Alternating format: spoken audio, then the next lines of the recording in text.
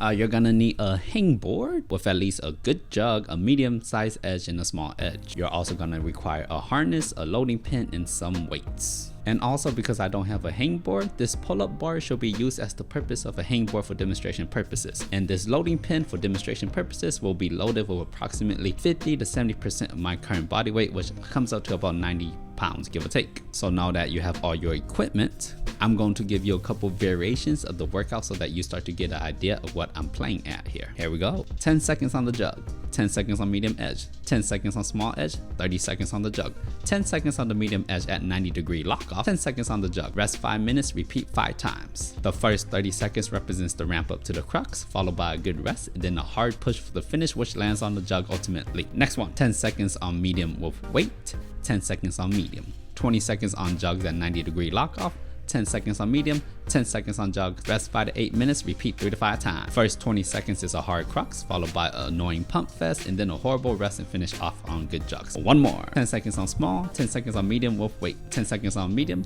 20 seconds at jugs at 90-degree lock off, 10 seconds on medium at 90-degree lock off. Rest 5 to 10 minutes, repeat 3 times. The start is hard, the middle is hard, and the last is a total fight for your life. Now, as you can see, all these workouts are focused on you being engaged the entire time, except for when you have to change your grip or add on weight. I find this always on approach is better for training that zone of teeth gritting, yelling, making moves where every move could be your last type of hold and you might fall off type of endurance training. And obviously, as you can see, the workouts can be adjusted and customizable for you and whatever project that you are currently doing. For example, say your project is 15 minutes of climb with an easy start, hard crux, good rest, and then a pumpy finish. Now, we obviously don't want you hanging on the board for 15 minutes, so we're gonna have to condense those 15 minutes of effort and energy down into 1 to 2 minutes of higher ratio intense energy type ordeal. So that would look something like this. The easy start, 20 seconds of hanging on the jugs at 90-degree lock off. The crux section, 10 seconds weighted hang off the medium edge, a good rest, 20 seconds on the jugs, and a powerful finish, 10 seconds on medium, 10 seconds on jugs, 10 seconds on medium, 10 seconds on jugs at 90-degree lock off. You're gonna rest 10 minutes and repeat this 3 whole times. So basically, we just took your 15 minutes worth of climbing, translated to a very doable training protocol for you to replicate it so that when you do get back on the actual wall, you have that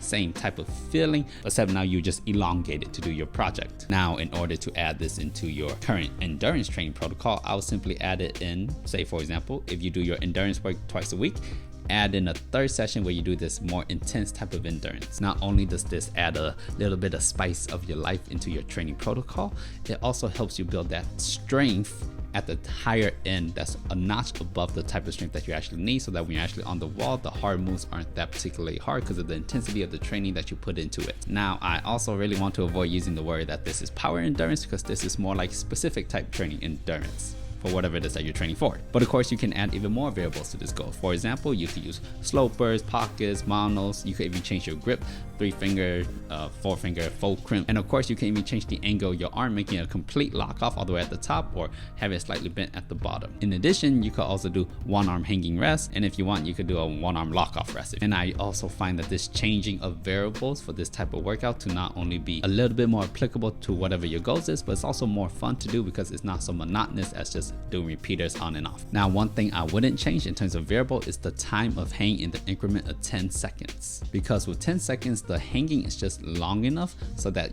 that strength endurance type thing starts to kick in, as opposed to just focusing on pure strength. And you're just focusing on pure strength, you're gonna gas out extremely quickly. Likewise, I would also not hold any particular hand position for longer than 30 seconds, because from anywhere longer than 30 seconds, you really start to play more into that just pure endurance aspect side of things, and the intensity goes way down at that point in time. I also like again to note that the key idea here is to not hang for as long as possible, but to hang as intensely as possible for 1 to 2 minutes, replicating whatever route it is that you wish to accomplish. You will of course follow this by a substantial rest of 5 to 10 minutes, and you'll repeat this 3 to 5 times. Now, each of these sets, if you planned it accordingly, at the end of it, you should be completely spent, basically dead. And in case you were wondering, your endurance training does not have to be static. You can always add some dynamics to it in the form of pull-ups. Observe 10 seconds on 20mm, 5 pull-ups on jogs, 5 pull-ups on medium edge, 10-second hold on medium, etc, etc, etc. And now with this, you just added a dynamics of motion into your endurance training. And you can of course just